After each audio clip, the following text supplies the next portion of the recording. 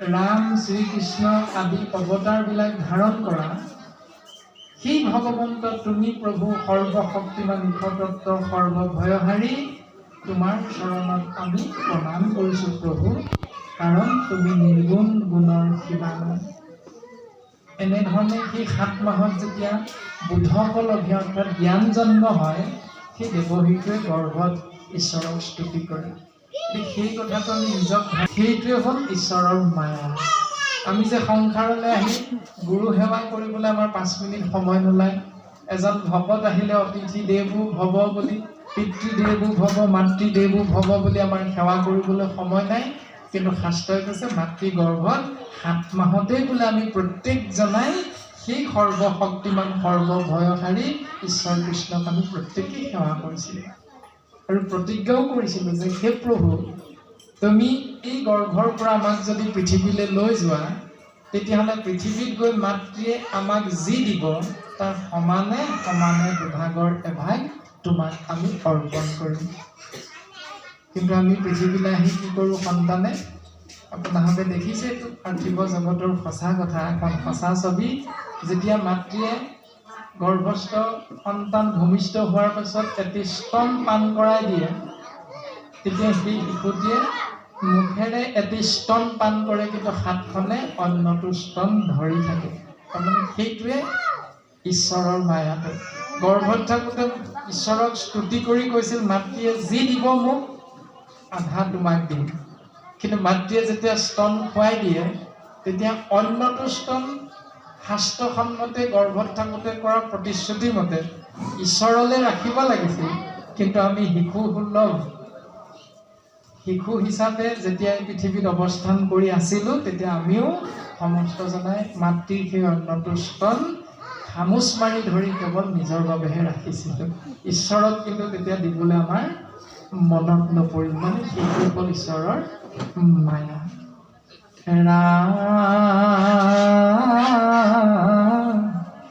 পঞ্চভূত দেহে পৰি আছো মই, বন্দী হোৱা চিৰকাল, ইটো দেহে যাক বান্ধিবে নপাৰে, প্ৰণামো হেন কৃপাল। ৰাম যদি বোলাইতো অজ্ঞান বন্ধন, জ্ঞানতে খেমি বৰ্তয়, ঈশ্বৰ কৃষ্ণক প্ৰণাম কৰিবে, ইহাত কিবা লাগ।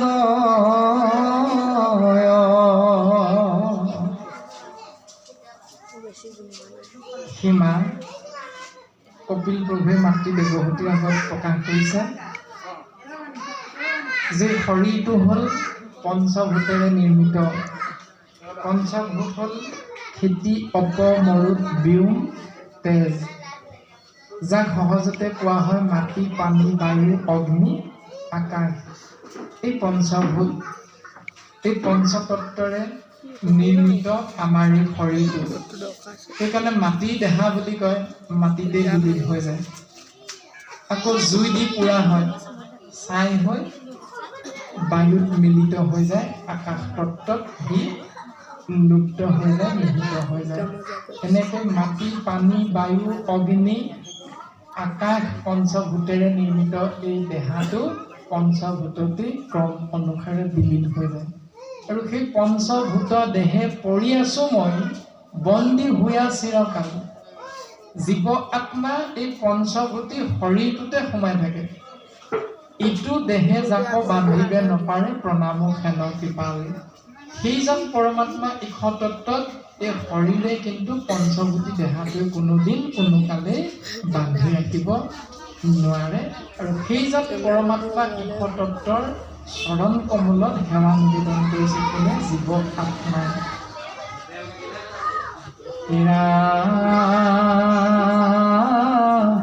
ই কোনো কুৎসিত সংকাৰ শুনা, উত্তৰ কহু বুজাই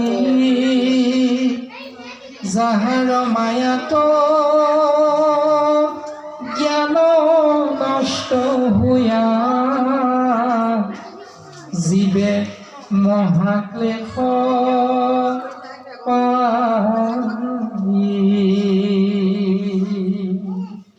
এনেকুৱা বিৰূপ চিন্তা কুৎসিত মনোভাৱ কিবা শংকা যদি আছে ইয়াৰ উত্তৰ আমি কওঁ হে মা দেৱহূতি তুমি শুনা যাৰ মায়াত জ্ঞান নষ্ট হয় জীৱে মহাক্লেশ পায়া যাৰ কৃপাত যাৰ মায়াত জীৱৰ জ্ঞানটো তৎক্ষণাত নষ্ট হৈ যায় নাইকিয়া হৈ যায় যাৰ বাবে জীৱই মহাক্লেশ পাব লগা হয় আমি সমস্ত জনাই সেইকাৰণে এই সংসাৰত থকা মাধৱ গুৰুজনাৰ যি অপূৰ্ব সৃষ্টি নামঘোষা সেই নামঘোষা শাস্ত্ৰত সুন্দৰভাৱে আমাক দৰ্শন দিছে যতেক অনৰ্থ আছে সংসাৰত তাতে তিনিবিধ সাৰ কাম ক্ৰোধ লোভ আপোন নাশন জানি কৰা পৰিহাৰ এই সংসাৰখনত এটি জীৱ শৰীৰত সোমাই থাকি বিপথে যদি পৰিচালিত হ'ব লাগে তাৰ মূল কৰ্মকেইটা হ'ল কাম ক্ৰোধ আৰু লোভ যতেক অনৰ্থ আছে সংসাৰত তাতে তিনিবিধ সাৰ সেই তিনিটা কাম ক্ৰোধ লোভ আপোন নাশন যে অতীব কাম ভাৱনা জাগৃত হ'লে আপোনাৰ মোৰ বুদ্ধি নাইকিয়া হৈ যায় সি লোভ পায় অতীব অহংকাৰ যুগ হ'লে খং উঠিলে আপোনাৰ মোৰ মন মগজুৰ পৰা জ্ঞানটো তৎক্ষণাত নাইকিয়া হৈ যায় পিতৃ কোন বয়সীয়াল কোন বয়োজ্যেষ্ঠ কোন জ্ঞানজ্যেষ্ঠ কোন এই হিতাহিত জ্ঞানটো আপোনাৰ মোৰ মনৰ পৰা তৎক্ষণাত আঁতৰি যায় সেইকাৰণে খং উঠিলে আমি বয়সীয়ালজনকো নক'বলগীয়া কথা কৈ থাকোঁ খং উঠিলে আমি তেনেধৰণে সমাজৰ যি বয়োজ্যেষ্ঠসকল জ্ঞানজ্যেষ্ঠসকল তেওঁলোককো আমি স্থান কাল পাত্ৰ এইবিলাক মনলৈ নাহি বুদ্ধি নাকৈ আমি যিকোনো সময়তে যিকোনো পৰিৱেশতে যিকোনো পৰিস্থিতিতে আমি বেয়া কৰ্ম কৰি দিবলৈও প্ৰস্তুত হৈ যাম এই কথাখিনিকে বৰ্তমান কৈছে ই কোনো কুৎসিত আশংকাৰ শুনা উত্তৰ কহু বুজাই যাহাৰ মায়াত জ্ঞান নষ্ট হোৱা জীৱে মহাক্লেশ পায় এতিয়া সৰু এটা কথা বৰ্তমানলৈকে দেখি থকা এটা কথা আমাৰো আজি ভাদ্ৰ মাহৰ একেবাৰে শেষৰ দিনটোতে আমি মূঢ়মতীৰ ঔৰসত আমাৰ পত্নী গৰ্ভত এটি দেৱশিশুৰ জন্ম হৈছে আপোনালোকৰ আশীৰ্বাদত আৰু 3 মাহ পাৰ হৈ বৰ্তমান 4 মাহত ভৰি দিছে 17 তাৰিখে 3 মাহ পাৰ হৈ গৈছে আজি 25 তাৰিখ 25 তাৰিখলৈকে 3 মাহ 8 দিন হৈছে আমাৰ নাম কৃষ্ণপ্ৰাণ দেৱশিশুৰ আপোনালোকৰ জ্ঞাত ইতিমধ্যে গম পাইছে আমি নিমন্ত্ৰণো কৰিছিলোঁ অনুষ্ঠান লাগিলে আৰু সেই শিশুটিয়ে আমাৰ আইগৰাকীৰ যেতিয়া মাতৃৰ স্তনপান কৰে তেতিয়া কিন্তু শিশুটিৰ অকণমান আচৰণখিনি বেলেগ ধৰণৰ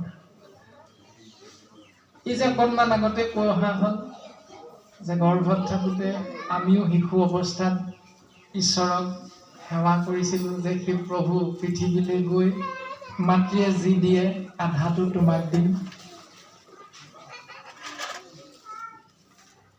আমাৰ সেই সন্তানটিয়ে যেতিয়া মাতৃৰ স্তনপান কৰে তেতিয়া কিন্তু হাত দুখন অলপ বেলেগ ধৰণে থাকে আৰু মাতৃগৰাকীয়ে কোৱা কথাহে আমি কৈছোঁ আমিতো আৰু অনুষ্ঠানতে ঘূৰিয়ে ফুৰোঁ তাৰ স্তনপান কৰি থাকোঁতে বোলে আমাৰ সেই কৃষ্ণপ্ৰাণে হেনো হাত দুখন এনেকৈ থাকে সেই কথাটো আমাৰ আইগৰাকীয়ে বহুবাৰ আমাক কৈছে আৰু ফটো মাৰিও থৈ দিয়া আইগৰাকীয়ে প্ৰায়বিলাক কথা এনেকৈ আমাক জনাইছে এই যে শাস্ত্ৰসন্মতে কোৱা কথা এইখিনি ব্যৱস্থা আমি শাস্ত্ৰসন্মতে যদি সুন্দৰভাৱে চিন্তা কৰি এই সংসাৰতে জীৱক আনিবৰ বাবে আমি চেষ্টা কৰোঁ সাত্বিক আহাৰৰ পৰা আৰম্ভ কৰি যি শাস্ত্ৰই কৈছে আমাৰ চিন্তা ভাৱনা তেতিয়া হয়তো সেই দেৱশিশু এই সংসাৰত আহি তেনেকুৱা আচৰণে নিশ্চয় কৰিব চাগৈ কিন্তু তাৰে হয়তো অকণমান প্ৰতিফলন দেখা পোৱা গৈছে গতিকে আমি সহভাগী ইয়াৰ পাছতে আগবঢ়াইহে দিয়া হৈছে, মাত্ৰ এয়া কেৱল আপোনাসকলৰ কৃপাৰ ফল। তাৰপাছতে আমাক প্ৰকাশ কৰিলে যে পঞ্চভূত দেহে পৰি আছো মই বন্দী ভূঞা চিৰকাল, ইটো দেহে যাক বান্ধিলে নপাৰে প্ৰণামো হেন কৃপাল। যে পঞ্চভূতি শৰীৰটোত সোমাই থকা সেই আত্মাতত্ব, পৰম আত্মা ইশতত্বৰ পূৰ্ণ সত্যতত্ব আমাক প্ৰকাশ কৰিছে পদযোগাই। সেই পূৰ্ণ সত্যটো হ'ল যে আত্মা অবিনাশী, আত্মাৰ কোনোদিন বিনাশ নাই, কিন্তু শৰীৰৰ বিনাশ আছে। গতিকে আমি এই সিদ্ধান্তটো শাস্ত্ৰসন্মতে যেতিয়া বুজি পাইছোঁ যে আত্মাৰ যিহেতু বিনাশ নাই, শৰীৰৰহে বিনাশ আছে, তে শৰীৰটো হ'ল প্ৰেত। শৰীৰটোক প্ৰেত বুলি কোৱা হয়, ভূত বুলি কোৱা হয়, পঞ্চভূত, সেইকাৰণে শৰীৰটোক ভূত বুলি কোৱা হয়। শৰীৰটোক পিশাচ বুলি কোৱা হয়। কিয় পিশাচ বুলি কোৱা হয়? একাদশ স্কন্ধত কৃষ্ণ উদ্ধৱ সংবাদত খুব সুন্দৰভাৱে পদবন্ধে গুৰুজনে আমাক দৰ্শন কৰাইছে যে কৃষ্ণক নভজে যিটো আন দেৱ ভজে, ৰাক্ষস অসুৰ সি একোৱে নুবুজে। কৃষ্ণক চিন্তা নকৰি, কৃষ্ণদেৱৰ চৰণ চিন্তা নকৰাকৈ যি জীৱই জীৱন যাপন কৰাৰ চিন্তাবিলাক আমি মনত পুহি ৰাখি গৃহস্থী ধৰ্ম পালন কৰি থাকোঁ, সেইসকলক শাস্ত্ৰৰ ৰাক্ষস আৰু অসুৰ বুলি কৈছে। সমাজখন যি সমাজেৰে আমি নহওঁ কিয়, যদি কৃষ্ণৰ চিন্তাৰ মাধ্যমেৰে আমি ৰাতিপুৱা শুই উঠাৰ পৰা চকু মেলাৰ পৰা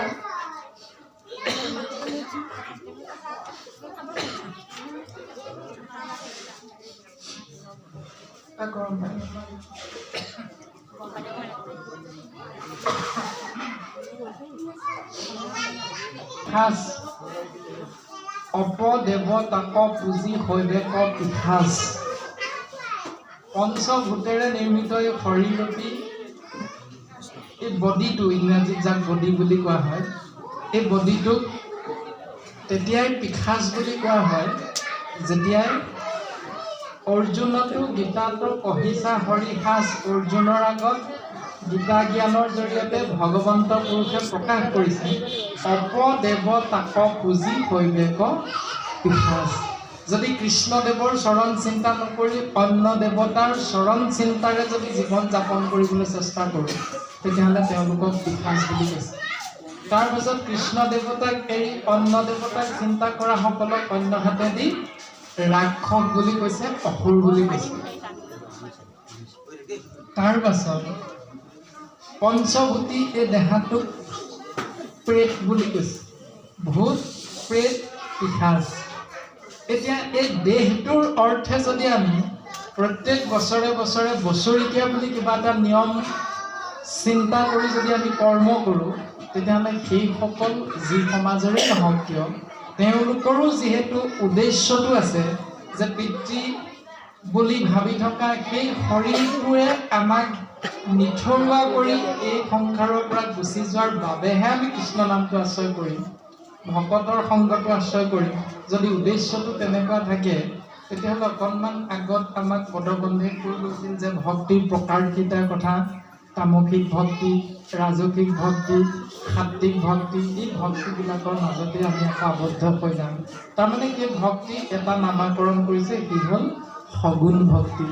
আৰু সেই সগুণ ভক্তিৰ বিপৰীতে ভগৱন্ত পুৰুষে নিজ মুখে মাতৃ দেৱহূতিৰ আগত সিদ্ধান্ত দিছে যে ভক্তি হ'ল এবিধ, যাৰ নাম হ'ল নিৰ্গুণ ভক্তি। অৰ্থাৎ য'ত স্পৃহা নাথাকিব লাগিব, য'ত উদ্দেশ্য নাথাকিব লাগিব। এতিয়া আমি যদি উদ্দেশ্যৰহিতভাৱে কৰ্ম কৰোঁ যে পিতৃ পৰলোকগামী হ'ল কাৰণে আমি সেই শৰীৰটো যিহেতু ভূত প্ৰেত পিশাচ বুলি কোৱা হৈছে, ৰাক্ষস অসুৰ বুলি কোৱা হৈছে, গতিকে সেই শৰীৰটোৰ বাবে আমি যদি এনেকুৱা কিছুমান নিয়ম কৰোঁ, তেতিয়াহ'লে সি কিন্তু শাস্ত্ৰৰ বিপৰীত। যিকোনো প্ৰকাৰে আমি কামনাটো, ভাৱনাটো, ইচ্ছাটো ত্যাগ কৰি আমি কেৱল ভকতৰ সংগ, ঈশ্বৰৰ নাম আশ্ৰয় কৰিবলৈ চেষ্টা কৰাটো অতিকৈ প্ৰয়োজন। শাস্ত্ৰই আমাক এই সত্যটো দৰ্শন কৰাই গ'ল।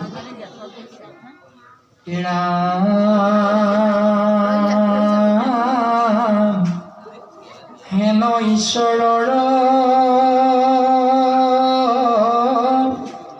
অনুগ্ৰহ অমন শক্তিয়া আমাৰ ইটো জীৱগণে নিজ স্বৰূপক লভিবে কোৱা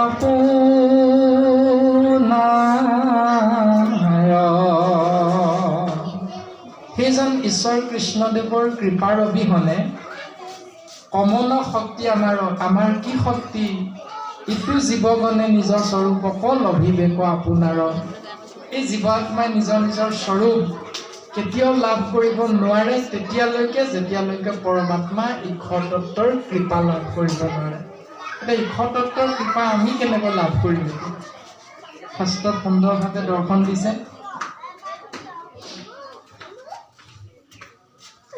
দেৱতো তীৰ্থটো কৰি ভকতেখে বৰ ভকতক ভজিলে গোচৰ কৰ্ম যায়। মানে কৰ্মৰ বন্ধনত আমি যেতিয়া বান্ধ খাই থাকোঁ, সেই কৰ্মৰ বন্ধনটোৰ পৰা মুকলি হ'বৰ বাবে গুৰুজনে আমাক শাস্ত্ৰসন্মতে প্ৰথম সিদ্ধান্তটো দিলে কেৱল ভকতৰ সংগ। ভকতৰ সংগ আশ্ৰয় কৰাৰ লগে লগে ভকতসকলে যেবে কৰৈ আশীৰ্বাদ তেবে সেই মিলয়সিটো কৃষ্ণৰ প্ৰসাদ। আৰু ভকতৰ সংগত গৈ যেতিয়া শাস্ত্ৰসন্মতে নিয়ম পালন কৰিব, একাদশ স্কন্ধত ভগৱন্ত পুৰুষে কৈছে উদ্ধৱৰ আগত, সেই উদ্ধৱ তুমি শুনাচোন যে কৰ্ম বন্ধ এৰাইবে প্ৰবন্ধ যাৰ আছে। কৰ্ম বন্ধনৰ পৰা মুক্ত হৈ এই সংসাৰত মোৰ কৃপা লাভৰ বাবে যাৰ ইচ্ছা আছে তেওঁলোকে প্ৰথম বৈষ্ণৱৰ সংগহিটো লৈব। প্ৰথমত তেওঁলোকে ভকতৰ সংগ, সাধু সন্ত মহন্ত বৈষ্ণৱৰ সংগ প্ৰথম আশ্ৰয় কৰিব লাগিব। তাৰ পাছত শাস্ত্ৰই সিদ্ধান্ত দিছে গুৰু মানি শুশ্ৰূষা কৰিবা ভাল মত। গুৰুৰ মান্যতা প্ৰদান কৰি শুদ্ধভাৱে ভাল ধৰণে আমি সেৱা কৰিব লাগিব। আৰু সেৱা কৰাৰ লগে লগে যেতিয়া ভকত সন্তুষ্ট হ'ব, তেতিয়া ভকতসকলে যেবে কৰৈ আশীৰ্বাদ, যেতিয়াই ভকতে আশীষ প্ৰদান কৰিব তেবে সেই মিলয়সিটো কৃষ্ণৰ প্ৰসাদ। তেতিয়াই ঈশ্বৰ কৃষ্ণদেৱৰ কৃপা সেই জীৱই লাভ কৰিব পাৰিব। আৰু বৰ্তমান কেনেধৰণে আমাক পদবন্ধে প্ৰকাশ কৰিছে যে হেন ঈশ্বৰৰ অনুগ্ৰহ বিনে অমন শক্তি আমাৰ, যে জীৱৰ শক্তি নাই, সেইজন ঈশ্বৰ পৰমাত্মাৰ কৃপা নোহোৱাকৈ জীৱগণে নিজৰ স্বৰূপক লভিবেক আপোনাৰ। নিজৰ স্থিতি লাভ কৰিবৰ বাবে একমাত্ৰ সম্ভৱ হ'ব তেতিয়াহে যেতিয়া পৰমাত্মা ঈশ্বৰ তত্ত্বৰ কৃপা লাভ কৰিব পাৰিব। হেৰা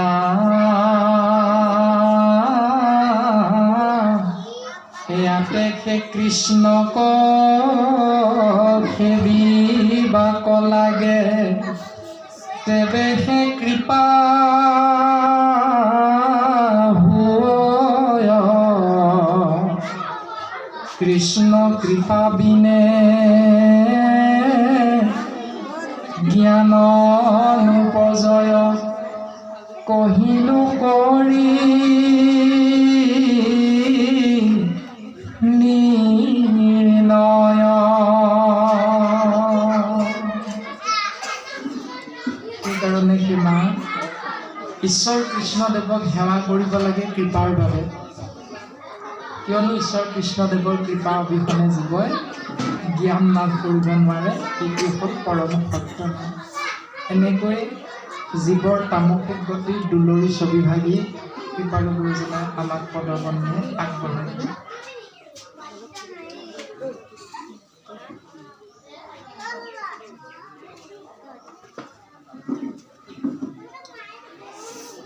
ইয়াৰ পাছত আছে ছবি।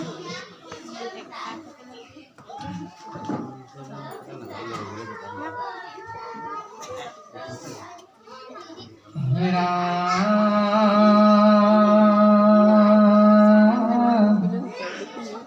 এতেকে ঈশ্বৰ বিনে মোক ইটো জ্ঞান দিবে আন কোনো কেহু নাহি কয়। তাপ বিনাশৰ অৰ্থে মই নিৰন্তৰ ভজো সেহি দেৱদায়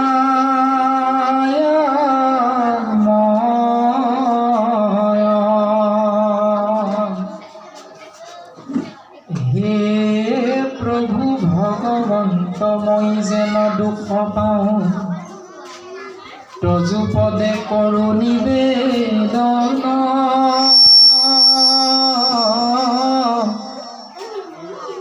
মাতৃৰ উদৰে ঘূৰ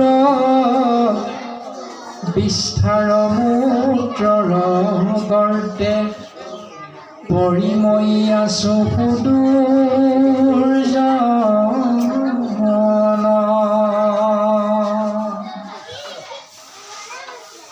জীৱই স্তুতি কৰিছে মনৰ ভাৱনা জীৱৰ প্ৰকাশ কৰিছে যে এতেকে ঈশ্বৰৰ বিনে নকৈতো জ্ঞান দিলে আনো কোনো কেহু নাহি কয় যে একমাত্ৰ ঈশ্বৰ পৰম আত্মাৰ বাহিৰে সেই পৰম জ্ঞান কৃপা দিব পৰা শক্তি অন্যজনৰ কাৰো নাই সেইকাৰণেহে তিনিটা বিনাশৰ বাবে মই আত্মা নিৰন্তৰে ভজো সেহি দেৱদায়া মই সেইজন পৰমাত্মা ইশতত্ব কৃষ্ণদেৱক মই সদায় চিন্তা কৰোঁ জীৱৰ মনৰ ভাৱনা এতিয়া আমাৰো ভাৱনা তেনে হোৱা উচিত আধিদৈৱিক আধিভৌতিক আধ্যাত্মিক এই তিনি তাপৰ পৰা পৰিত্ৰাণ পাবৰ বাবে একমাত্ৰ কৃপা কৰিব লাগিব সৰ্বশক্তিমান ইশতত্ব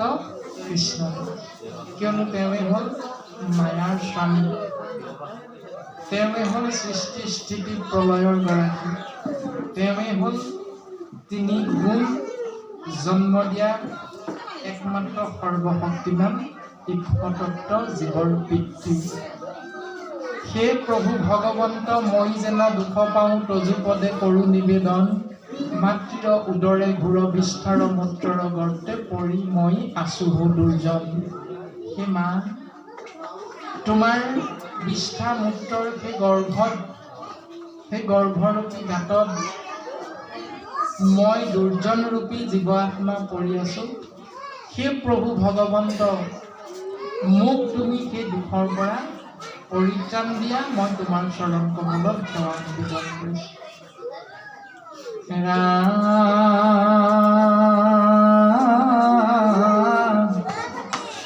তাতে আৰু গৰ্ভাগিনীয়ে সমস্ত শৰীৰ দহে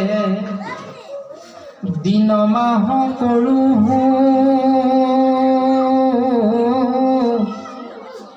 গণন ইটো নিকাৰৰ সন্তে কোন দিন কৃপা কৰি বাহিৰ কৰিবা নাৰায়ণ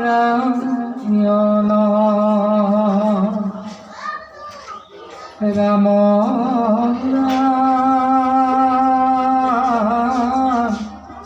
তজু প্ৰকাৰ মই খুজিবনো আলু বাপ ইটো জ্ঞান কৰিলা উদয় মোৰ কৃতানে জ্বলিবিনে আপোনাৰ নিজ গুণে সন্তোষ সুয়োগ কৃপা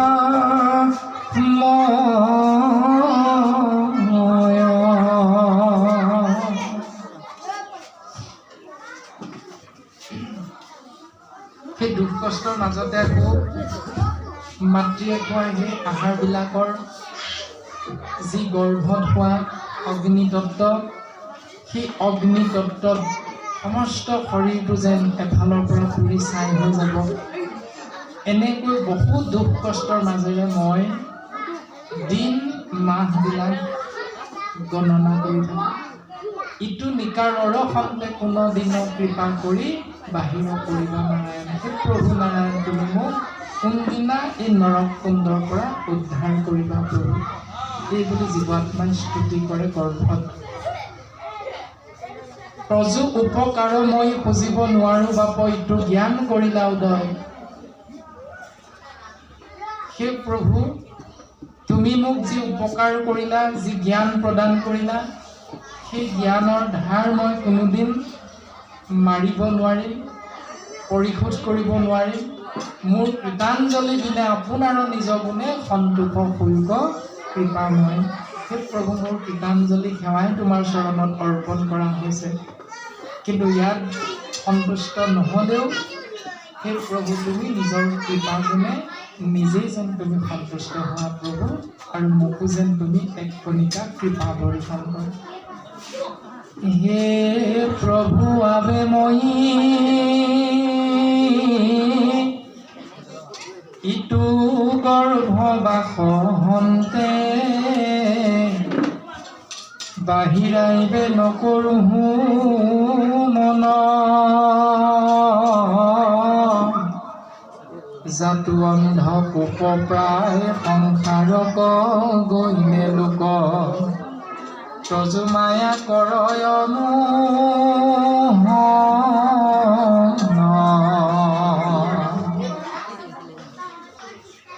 ৰামে তেবে মিছা দেহে গেহে, অহংকাৰ কৰি অতি, সংসাৰে ফুৰয় সৰ্বক্ষণ, এতেকতে মহিয়াবে এই স্থানে থাকি বিহু, মনে চিনিতি তোমাৰ চৰণ। আকৌ জীৱৰ ভাৱনা প্ৰকাশ কৰিছে গুৰুজনাই যে হে প্ৰভু আবে মই ইটো গৰ্ভবাস হন্তে, বাহিৰ আহিবা নকৰো মন।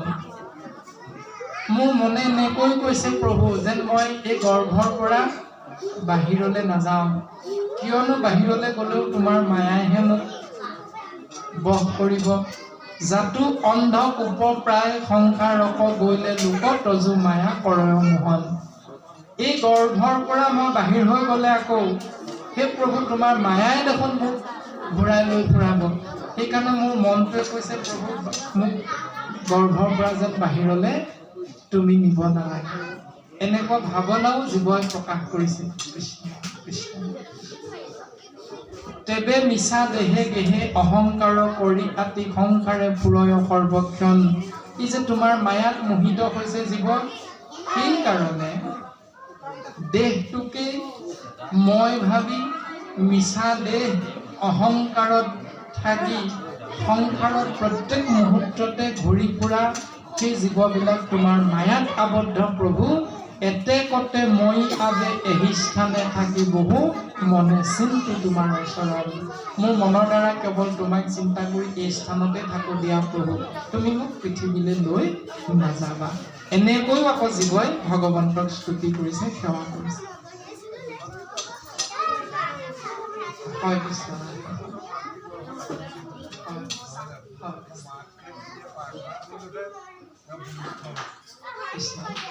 ভগৱন্তক মোক প্ৰতিশ্ৰুতি দিছে যে তুমি চিন্তা কৰিব নালাগে, জীৱাত্মাই গৰ্ভতে ভগৱন্তক কৈছে যে পৃথিৱীলৈ যদি মই যাওঁ তোমাৰ মায়াই পাব। কিন্তু ভগৱন্তই প্ৰতিশ্ৰুতি দিছে যে এই পৃথিৱীলৈ আহিলেও মোৰ মায়াই তোমাক বশ কৰিব নোৱাৰে। এই প্ৰতিশ্ৰুতি মতেহে শুকদেৱ পৃথিৱীলৈ আহিছে।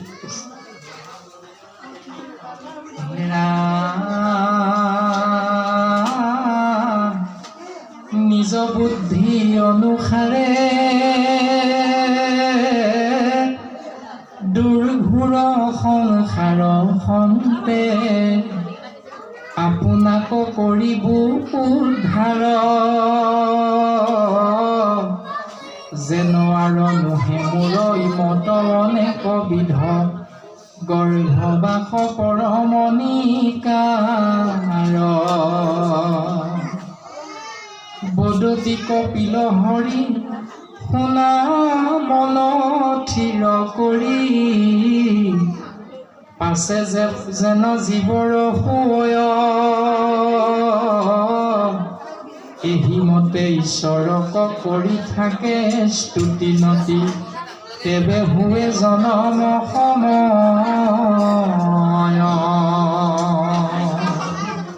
কপিল প্ৰভুৱে মাতৃ দেৱহূতিৰ আগত কৈছে, সেই মা দেৱহূতি তুমি শুনা।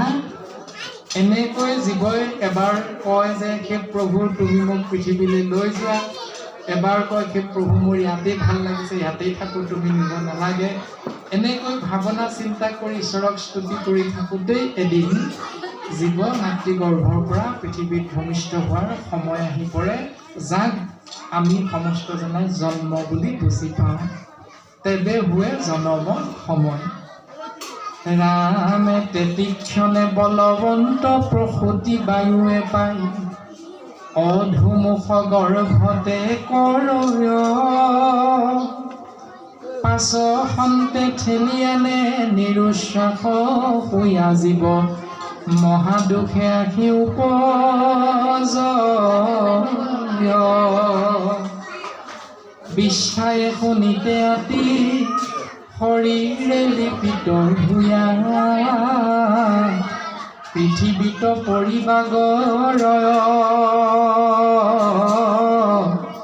গৰ্ভৰজতে জ্ঞান সমস্তে কুশীলতাৰ তেৱা তেৱা কৰি আকাদয়।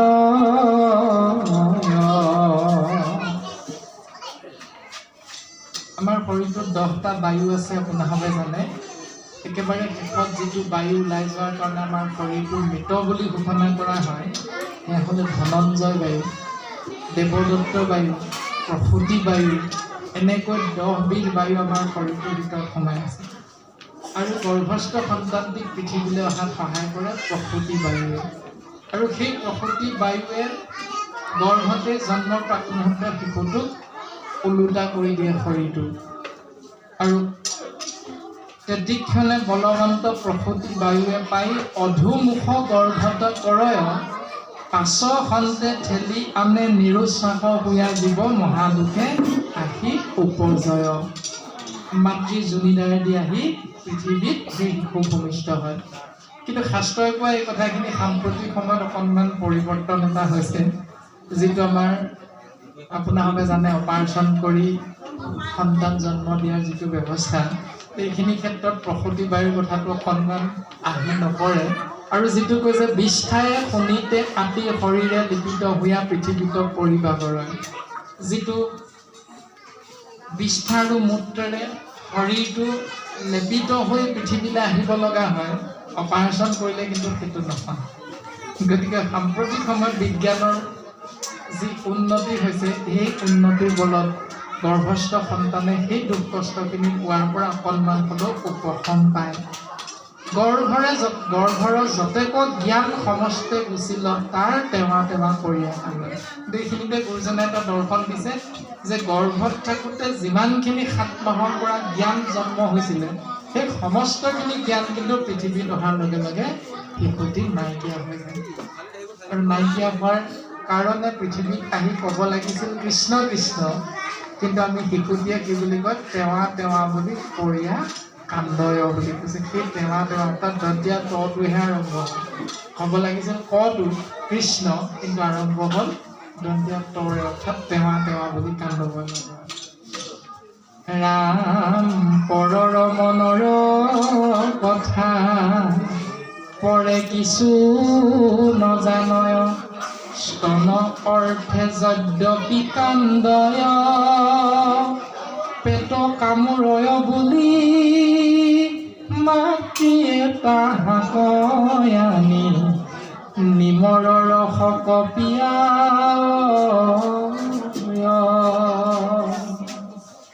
এইখিনিতে আকৌ এটা আমাক দৰ্শন কৰাইছে যে পৰৰ মনৰ কথা পৰে কিছু নাজানে, অৰ্থাৎ সেই দেৱ শিশু জীৱাত্মা পৰ বুলি কৈছে, নিজৰ নহয়, ই আপোন নহয়, পৰ বুলিহে কৈছে। অথচ আপুনি মই কি বুলি কওঁ, মোৰ ল'ৰা বুলি কওঁ, আপুনি মই মোৰ সন্তান বুলি কওঁ। শাস্ত্ৰই কৈছে সি আপোনাৰ নহয়, মোৰ নহয়, ঠিক পৰ বুলি কৈছে। এনেকৈ বিভিন্ন স্থানৰ পৰা আহি, যেনেকৈ সন্ধিয়া হোৱাৰ লগে লগে এজোপা গছত বিভিন্ন জাতৰ চৰাই আহি একেলগে পৰি ৰাতিটো জিৰণি লয়। সূৰ্য উদয় হোৱাৰ লগে লগে আকৌ প্ৰত্যেকটো চৰাই নিজৰ নিজৰ শৰীৰটোৰ শক্তিৰ বাবে আহাৰ সন্ধানত ওলাই যায় বিভিন্ন দিশত, পূব পশ্চিম উত্তৰ দক্ষিণ চাৰিওদিশত। আকৌ সেইকেইজনী চৰাই সেইকেইটা চৰাই সেই গছজোপালৈ সন্ধিয়া সময়ত নাহিবও পাৰে। এইটোৱে সংসাৰৰ নিয়ম।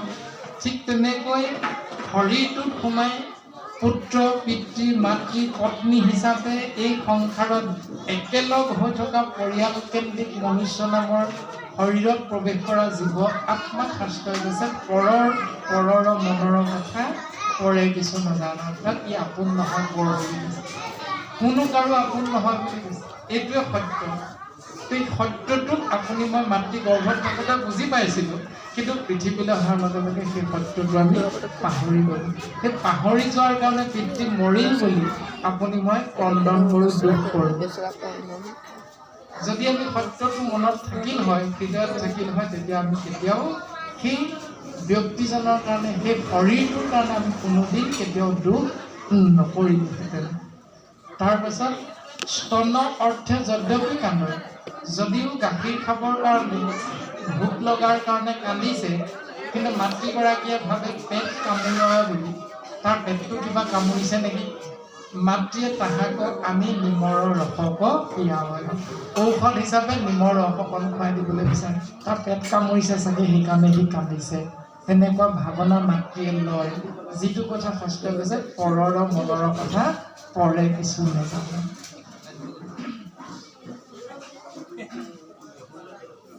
উদৰত হৈ পীড়া নজানিয়া মুখে দেৱস্তন, কহিবাক সুধিবাক নপাৰিয়া মহাদুখে, আৰ্তৰাৱে কৰণ তক্ৰণ দন। আকৌ কান্দি থাকোঁতে শিশুটিয়ে মাতৃয়ে ভাবে ই ভোক লাগিছে কাৰণে কান্দিছে, সেইকাৰণে মুখত স্তন দি দিয়াৰ লগে লগে এই কহিবাক সুধিবাক নপাৰিয়া মহাদুখে, আৰ্তৰাৱে কৰন্ত কন্দন। ক'বও নেজানে ভোক লাগিছে নে পেট কামুৰিছে, সুধিলেও একো উত্তৰ দিব নোৱাৰে কাৰণে মাতৃগৰাকীয়ে ভাবি লয় ভোক লাগিছে, সেইকাৰণে স্তন পান কৰাই দিয়ে। কিন্তু সি ভোক নলগাৰ কাৰণে কিহৰ কাৰণে কান্দিছে সি ক'ব নোৱাৰে, কিন্তু স্তনটো খাবলৈও ইচ্ছা নকৰে। মাতৃয়ে ভাবি থাকিব লগা হয় কি কাৰণে কান্দিছে। যদি নিজৰ সন্তান জানিব লাগিছিল কি কাৰণে কান্দিছে, নজনাটোৱে হ'ল শাস্ত্ৰৰ সত্য শুদ্ধ দৰ্শন যে সি কেতিয়াও আমাৰ নহয়। এয়া ঈশ্বৰ পৰম আত্মাৰ অংশ বিশেষ জীৱ আত্মাই কৰ্মৰ ফল এইখন সংসাৰত ভোগ কৰিবৰ বাবে আপুনি মই নামৰ শৰীৰধাৰী মনুষ্যৰ লগত যোগ হৈছেহি। এয়া ঈশ্বৰৰ কৃপা। এইটো সত্য বুজি লৈ আমি সেইমতে ঈশ্বৰতে অৰ্পণ কৰি আমি সংসাৰত বা সংসাৰ ধৰ্ম পালন কৰিবলৈ চেষ্টা কৰিব। ৰামে বিষ্ঠামূত্ৰয় পবিত্ৰ সৰজাত সুতীয়া থাকে, গাঁও কন্দুৱাইবে নপাৰ,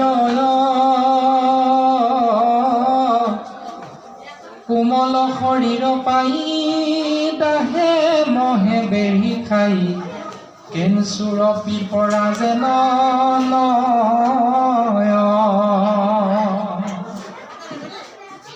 বিষ্ঠামূত্ৰ অপবিত্ৰ সজ্জাত সুতীয়া থাকে, গাঁও কন্দুৱাইবে নপাৰ।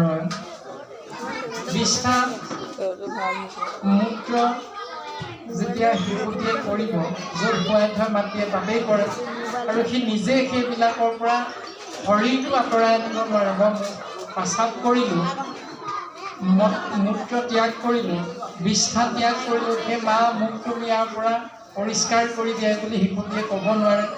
নিজৰ শৰীৰটো সেই স্থানৰ পৰা আঁতৰাইও আনিব নোৱাৰে। আৰু তাত লগে লগে কোমল শৰীৰ পাই দাহে মহে বেৰি খাই, কেঁচুৰ পিপৰা যেন নয়। যেন কেঁচু কুমতি পিপৰা আদিৰ নিচিনা সেই শৰীৰটোত কোমল কোমল মাংসপিণ্ডবিলাকক পাই দাহ আৰু মহে বেহি বেহি খায়। শিশুৱে ক'ব নোৱাৰে মা মোৰ শৰীৰটোত মহে কামুৰিছে, তুমি মোক অকণমান ৰক্ষা কৰা। মা মোক দাহে খাইছে, তুমি মোক উদ্ধাৰ কৰা বুলি কেতিয়াও ক'ব নোৱাৰো। এই নামে বহিবে উঠিবে আৰু নপাৰয় হিমতে লোটালোটি পৰিয়া কান্দ।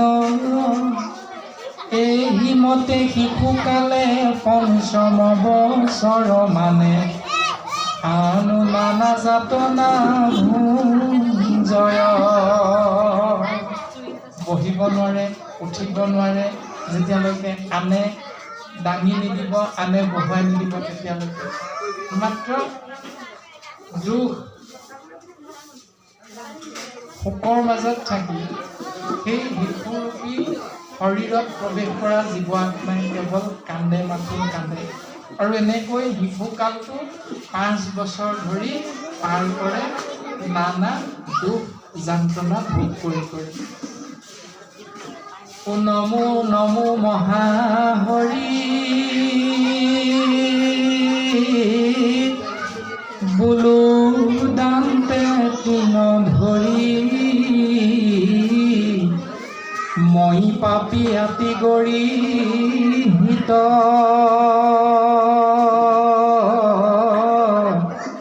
জীৱৰ সমস্ত দুখ লভিলো সকলে তাত, ইটো তজু চৰণে দিত।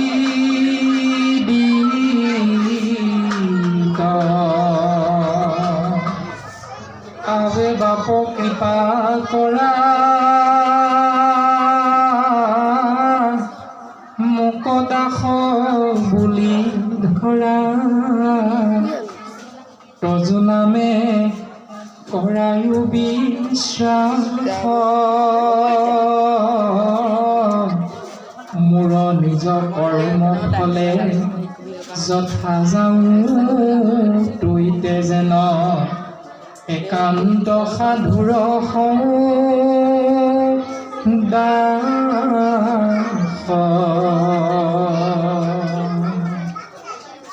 হে প্ৰভু মহাহৰি, তোমাৰ চৰণ কমলত আমি দিবলৈ একো নাই।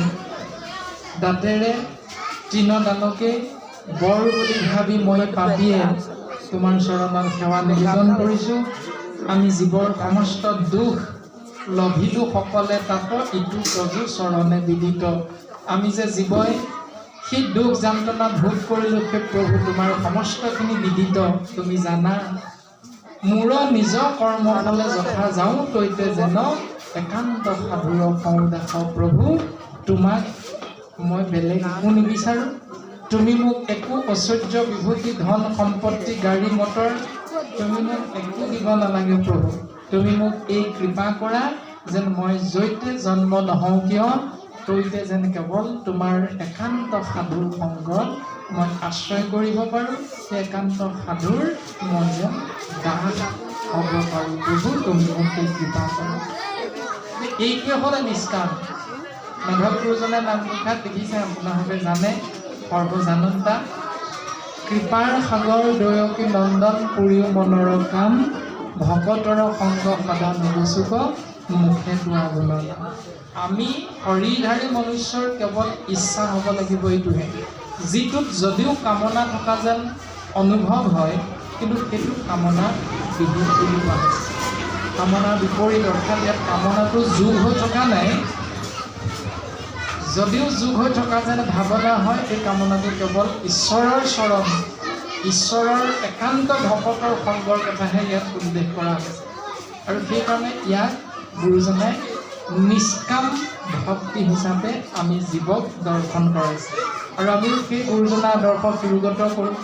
যেতিয়াই কাৰোবাৰ ঘৰত গৈ আমি উপস্থিত হওঁ, যেতিয়াই আমাৰ গৃহত আহি কোনোবা এজন ভকতৰ আগমন হয়, তেতিয়া আমি সেইজোপা ঘোষাৰে প্ৰত্যেকে ইজনে সিজনৰ সেৱা দিওঁ যে কৃপাৰ সাগৰ দয়কী নন্দন পুৰীও মনৰ কাম, ভকতৰ সংগ সদা নবচুক মুখে তোৱা গুণনা। আজিও হয়তো অনুষ্ঠানৰ পৰা বিদায় লওঁতে এইজোপা ঘোষা আমি আশ্ৰয় কৰা হ'ব। এতিয়া গুৰুজনাৰ আদৰ্শ নিষ্কাম ভক্তি, যে সেই প্ৰভু তোমাৰ একান্ত ভকতৰ সংগ যেন আমি সদায় পাওঁ, তোমাৰ নাম যেন আমি সদায় তোমাৰ দ্বাৰা কৃপা হোৱা এই শৰীৰটোত থকা মুখৰ জৰিয়তে, জিভাৰ জৰিয়তে কেৱল যেন তোমাৰ নামহে আশ্ৰয় কৰিবলৈ মই সৌভাগ্যৱন্ত হওঁ প্ৰভু, তুমি মোক এই কৃপা কৰা। এইটো হ'ল নিষ্কাম ভাৱনা, নিষ্কাম ভক্তি। অ শুনা নৰ নাৰীগণ, শুয়া সাৱধান মন, ভজিওক কৃষ্ণৰ চৰণে, তেবে সে দূৰ ঘূৰ ইটো গৰ্ভবাস, মহাদুখ তৰিবাহা মহামজতনে।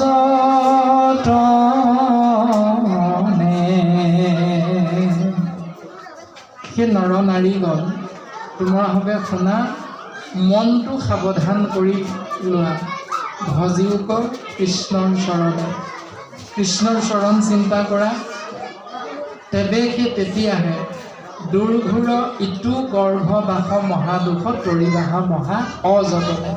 কোনো যত্ন নকৰাকৈ তোমালোকে গৰ্ভবাস যি দুখ যন্ত্ৰণা, এই মহাদুখৰ পৰা তোমালোক তৰি যাব পাৰিবা। এইবুলি কৃপালু গুৰুজনাই আমি কলিৰ মনুষ্য সমস্তজনৰ প্ৰকৃতি পুৰুষ নৰ নাৰীৰ প্ৰতি উপদেশ প্ৰদান কৰিছে। সেইকাৰণে ভাগৱত অনুষ্ঠান হ'লে আমি পিতৃ মাতৃসকল অৰ্থাৎ বয়োজ্যেষ্ঠসকলে যিমান যাওঁ অনুষ্ঠানলৈ, নৱদম্পতীসকল বা যুৱক যুৱতীসকলক আমি ভাগৱতৰ অনুষ্ঠানলৈ যাবলৈ বেছিকৈ উৎসাহিত কৰিব লাগে। কিয়নো তেওঁলোকে যেতিয়া বৈবাহিক জীৱন আৰম্ভ কৰিব, সেই বৈবাহিক জীৱনত আপুনি মই গৰ্ভত যিটো দুখ কষ্ট পালোঁ, এই দুখ কষ্টটো যাতে আমাৰ পুত্ৰৰ বৈবাহিক কাৰ্য সমাপন কৰি যিগৰাকী বোৱাৰী আনিম, সেই বোৱাৰীগৰাকী গৰ্ভত যিটো সন্তান আহিব এই পৃথিৱীলৈ, সেই সন্তানটোৱে যাতে আমি পোৱা কষ্টখিনি পাব নালাগে। আৰু আমি যিখিনি ভুল কৰিলোঁ, সেই ভুলখিনিৰ দ্বাৰা যাতে যদি সেই শিশুটি পৰিচালিত হয়, তেতিয়াহ'লে সমাজখন বিপথে পৰিচালিত হ'ব। সেইকাৰণে আমাৰ যিটো ভুল হৈ গ'ল, এই ভুলটো যাতে আহিব লগা সন্তানটোৰ ভাগ্যত নিমিলে, সেইটোৰ প্ৰতি আমি সচেতন হৈ আমি সেই ধৰণে নৱদম্পতীক আমি সেইখিনি ব্যৱস্থা বুজাই দিবৰ বাবে আমি বয়োজ্যেষ্ঠসকলে, জ্ঞানজ্যেষ্ঠসকলে অন্ততঃ চিন্তা কৰাটো অতিভৱ প্ৰয়োজন। আৰু এইটোকে ভাগৱত ধৰ্ম হিচাপে দৰ্শন কৰাইছে যে আপুনি আচৰি ধৰ্ম আনকো শিকায়, সেই ভাগৱত ধৰ্ম জানা পুণ্য।